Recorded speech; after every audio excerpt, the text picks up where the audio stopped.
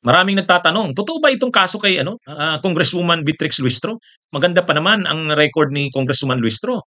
Congresswoman siya ng 2nd District ng Batangas. Ay ngayon mayroong lumabas na reklamo sa kanya, sa ombudsman, hindi lang naman siya ang nireklamo, pati yung regional director ng Calabarzon ng DPWH, saka yung DPWH 2nd District Engineering Office na ano, district engineer.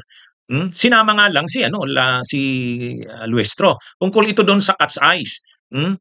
Yung mga Cat's Eyes doon sa diversion ng road ng Batangas City hanggang Bawan ay mga 7,000 units yun. Overpriced di umano. Eh bakit naman nadamay diyan si Congressman Luestro? Project yan ng DPWH. Anyway, hindi malayo politika yan. Kasi isa sa mga seryosong pinagpipilian na maging Justice Secretary si Luistro. Mukhang may mga pumipigil sa kanya kaya ginagawa yung gawa-gawang issue na yan. Anyway, malalaman natin yan kung ano nga talaga yan.